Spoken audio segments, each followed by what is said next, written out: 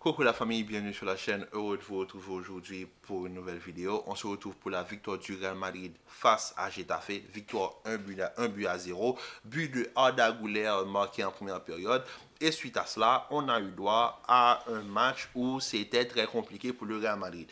Parce qu'on a eu droit à deux mi-temps, deux salles, deux ambiances. La première mi-temps, on a eu droit à une équipe de Getafe, je suis désolé, qui sont assis derrière, qui donnait énormément de coups, une équipe qui jouait bloc bas et une équipe qui a laissé le ballon au Real Madrid, une équipe qui avait décidé de souffrir pendant les premières 45 premières minutes du match. Franchement, on peut dire, mission accomplie de leur part. Leur but, je pense que c'était de ne pas encaisser. Et franchement, aujourd'hui, tu encaisses un but qui, pour moi, est circonstanciel. Frappe extérieure de la surface de Arda Güler sur son pied droit, sachant qu'Arda est un pur gaucher. Franchement, il faut le faire. Il a fallu que Arda tente sa frappe, sinon il n'y aurait jamais rien eu dans ce match. Parce que pendant la première mi-temps, on a eu droit quand même, comme je l'ai dit, à une équipe qui jouait bloc bas et qui laissait le ballon au Real Madrid. Le Real Madrid termine la première mi-temps avec plus de 70% de possession de balle. Avec 70% de possession de balle, bloc bas, on s'attendait quand même, sachant que Hendrick était titularisé, qu'on a Arda, qu'on a Brahim, on s'attendait quand même à avoir une animation différente de l'accoutumée quand tu as Rodrigo et même Vinicius en pointe. Force est d'accepter que ce n'est pas le cas. Déjà, premièrement, tu viens avec tous ces joueurs-là dans un profil de 4-4-2, ce qui pour moi n'est pas concevable. Parce que tu ne peux pas me dire que tu as Arda, meneur de jeu numéro 10, que tu aurais pu faire jouer dans l'axe, tu décides de l'isoler sur un côté, Brahim s'occupe de l'autre côté, les deux ne font que permuter, le milieu de terrain, ton double pivot, tu décides de le garder comme c'est. Il n'y a pas de problème. Valverde, Tchouaméni, ça tient. Mais pour moi, si tu leur donnes un numéro 10 créateur comme Arda Güler, tu le responsabilises dans cette formation, tu aurais peut-être eu droit à un autre type de match. Mais malheureusement, on a eu droit au fameux 4-4 de D'Ancelotti.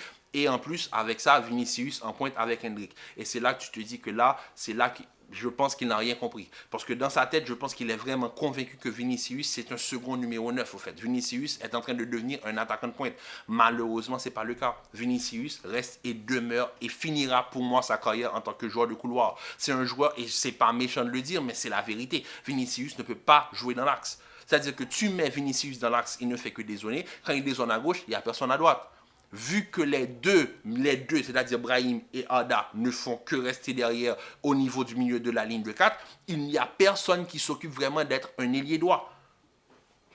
Tandis que Brahim, son poste préférentiel, c'est ailier droit.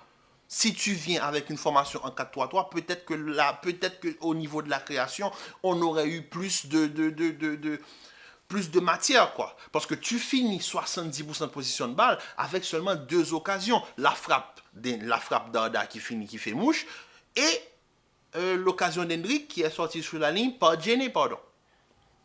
Quand tu fais ça pendant 45 minutes, l'équipe d'en face, ils se sont rendus compte qu'ils peuvent sortir. Et la deuxième mi-temps, ça a été ça. Ils sont sortis, ils t'ont mis la pression. Le Real Madrid était, je le répète, incapable de sortir le ballon. Mais aujourd'hui, si le Real Madrid s'impose, pour moi, c'est vraiment grâce à ce monsieur. Thibaut Courtois. Il n'y a pas d'autre mot. Thibaut était là, il est présent, il a fait les arrêts, il a même su se jeter, se donner quand il le fallait. Et pour cela, comme je l'ai dit, il y a des joueurs qui ont une immunité pour moi au niveau du Real Madrid. Thibaut Courtois, Raúl Asensio, pour moi, ce sont des joueurs qu'on critiquera quand il faudra critiquer. Mais si le Real Madrid est encore en vie en Liga, c'est grâce à eux, c'est grâce à leur performance. Raúl Asensio qui reste en rétention aujourd'hui qui est en charnière centrale avec Alaba, eh bien c'est tout simplement le meilleur défenseur de ce match. Il a fait un match exceptionnel et j'ai rien à dire par rapport à Raúl Asensio. Quand tu as de l'autre côté Vasquez et Fran Garcia, je le répète, quand tu ne peux pas aligner les deux en même temps, il va falloir faire un choix. Si Fran est à gauche, il faut que Fede joue latéral droit. Pourquoi? Parce qu'il faut avoir un équilibre. Il faut avoir un troisième défenseur. Si tu n'as pas ça, tu auras deux ailiers ultra offensifs. À ce moment-là, l'équipe adverse, s'il décide de sortir le ballon, comme par exemple quand on va jouer face au Barça, tu vas avoir des Lamine Yamal et des Rafinha,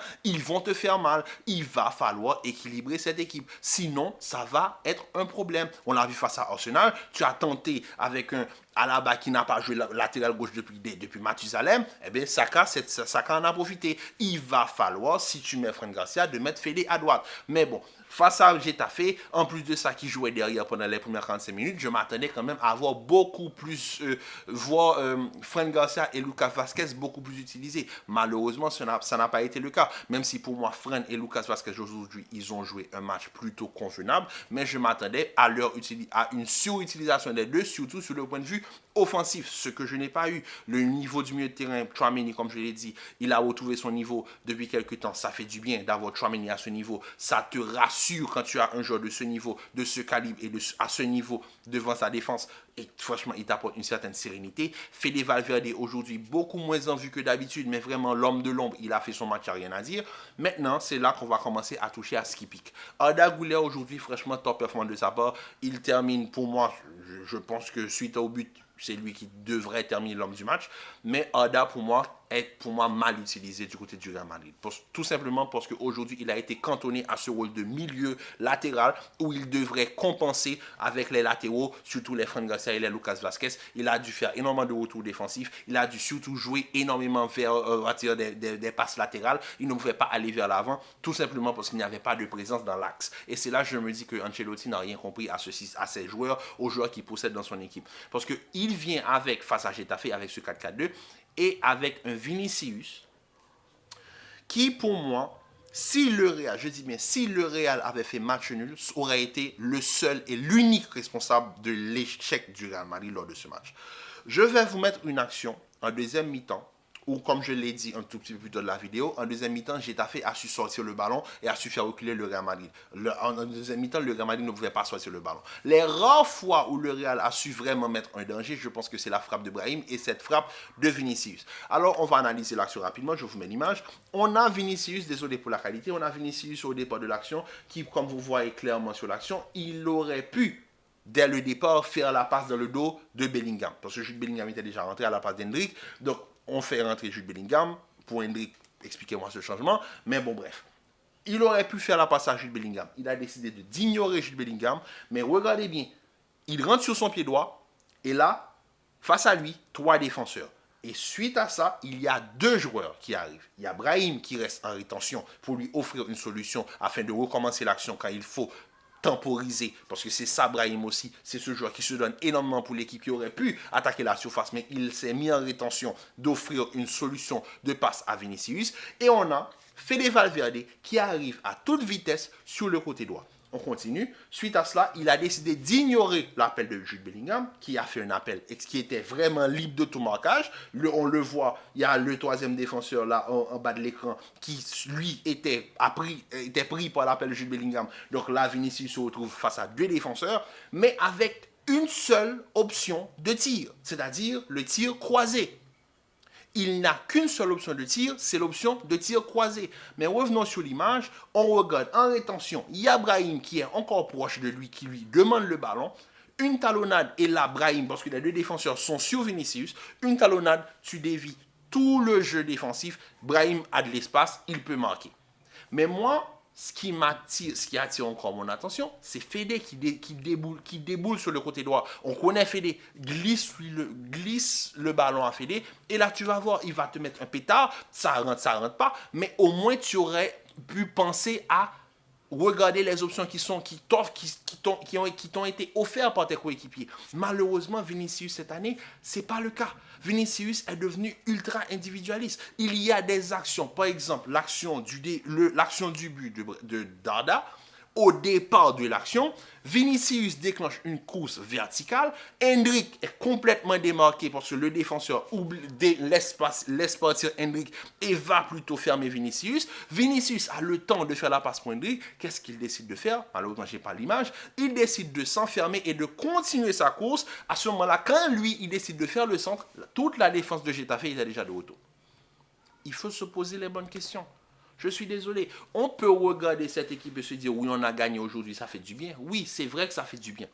Mais la manière, mais le fond de jeu, ce qui a été proposé, c'est pas bon. Les joueurs, par exemple, quand ils sont sur le terrain, ils n'ont pas de responsabilité. Par exemple, dans cette équipe-là, dans ce 11 d'aujourd'hui, c'était qui était à la création? C'était qui s'occupait de créer le jeu? Parce que tu ne peux pas me dire que tu mets Vinicius et Hendrick en pointe, parce que c'est un 4-4-2, et tu donnes littéralement toutes les clés à Vinicius. Ça ne peut pas fonctionner. Tu ne peux pas condamner 9 joueurs de champ, tout ça pour ce que Vinicius, monsieur, fait ce qu'il veut. Parce que effectivement, c'est ce qui s'est passé aujourd'hui. Il a décidé de faire ce qu'il voulait. Par exemple, je vous remets l'image là où il tente cette frappe. Comme je vous l'ai dit, vous le voyez, il n'y a qu'une seule option de tir. Et qu'est-ce qu'il fait? Au lieu de croiser, il tire tout droit. Et ça part en l'air. C'est aussi simple que ça. C'était pas ce qu'il fallait faire. Sachant que non seulement l'option de frappe qui lui était proposée, il l'a pas pris. L'option de passe, les 3 options qui lui ont été offertes collectivement, il les a pas pris pour ensuite gaspiller une action. Sachant que, je le répète, en deuxième mi-temps, j'allais dire Mallorca, Getafe, pardon, ils ont mis un pressing sur le Real Madrid, on ne pouvait pas sortir, les seules petites sorties qu'on a pu faire, on n'a pas su en profiter. Tout ça parce qu'on a un joueur qui décide de le jouer individuel. Et ça, c'est un problème. Parce que, comme je vous l'ai dit, le cas Vinicius, il va falloir en parler. J'entends parler d'Ancelotti, de Florentino Pérez et du Mercato, tout ça, ça peut s'entendre. Mais le cas de l'un de tes meilleurs joueurs, ça là, il faut en parler. Et ça aurait dû déjà tilter chez beaucoup de personnes. Je trouve que Vinicius passe sous le radar. Oui, il fait une mauvaise saison, mais c'est pas grave. Non, aujourd'hui, par exemple, il aurait pu coûter le match au Real Madrid. Il aurait pu coûter le match au Real Madrid. On gagne 1-0. Thibaut est en train de nous tenir à flot. Tout ce qu'on demande, c'est juste un deuxième but. Un deuxième but pour être assuré. Et c'est là que tu te dis que là, il faut être intelligent. Le but est quoi? Le but est de se rassurer. La Liga est encore jouable. 4 points, c'est faisable. Un Classico qui peut nous remettre à 1 point. Le Barça qui fait un faux pas. Toi, tu gagnes ton match, tu passes devant pour 2 points. Et tu tiens jusqu'à la fin de la saison. Ça passe. Ça passe. Donc, on ne peut pas encore jouer sur le fait que oui, mais c'est Vinicius. Non. Vinicius a fait une bonne saison l'année dernière qui a été saison niveau Ballon d'Or. C'est bien. Il y a eu la saison de l'éclosion, la saison de la confirmation, on a eu. Maintenant, la saison de la continuité, on ne l'a pas. On le voit, cette saison, il n'est pas bon, il va falloir en parler. La saison est terminée, bon, maintenant on ne peut rien y faire, la saison est terminée, mais moi je dis quand même, il reste 2 matchs importants. Et c'est les 2 prochains classicos. Et les 2 prochains classicos, s'il te plaît, Vinicius, joue collectif. C'est tout ce qu'on te demande. Parce qu'on demande juste que des résultats positifs pour le reste de la saison. C'est tout ce qu'on vous demande. Parce qu'en termes de statistiques, tu ne peux pas rattraper le retard d'une saison. C'est trop tard. Marquer 1 but, 2 buts, 3 buts là, ça ne va rien changer à ta saison. La saison, elle est pourrie. La seule chose que tu peux faire, c'est de sauver l'équipe. C'est tout. Maintenant, il faut penser à l'équipe. C'est comment terminer la saison de la meilleure des manières. On va tenter de chercher cette Liga, il n'y a pas de problème. La Coupe du Roi, on va tenter de la chercher, on y va. Restez positif, au fait. C'est tout ce qu'il faut faire pour le reste de la saison. Il est trop tard pour sauver quoi que ce soit. Il ne reste que 2 options, c'est la Coupe du Roi et la Liga. Les 2, c'est face au FC Barcelone. Et le FC Barcelone qui t'a déjà corrigé, non seulement en Liga et en finale de Supercoupe d'Espagne. Donc là, il te reste quand même 2 matchs pour te rattraper. Tu gagnes ces 2 matchs. Peut-être que tu sauves ta saison. Peut-être que tu sauves les miettes de la saison. C'est tout ce que tu peux faire. Mais pour cela, il va falloir déjà jouer collectif. En tout cas, suite à cela, je pense que le reste de l'équipe, ils se sont débrouillés, ils ont fait ce qu'ils pouvaient. Malheureusement, on a eu un Camavinga qui s'est blessé. Camavinga qui, cette saison, n'a fait qu'enchaîner des blessures. On espère juste que c'est pas trop grave, qu'il sera, j'ai énormément de doutes qu'il soit présent pour le match face au Barça. Mais bon, sur ce, je pense que tout ce qu'on peut faire maintenant, c'est attendre et de voir ce qui va nous être proposé face au Barça. Donc sur ce, la famille, prenez soin de vous. Commentez, likez, partagez. Restez en paix et en santé. On se retrouve très vite pour une nouvelle vidéo.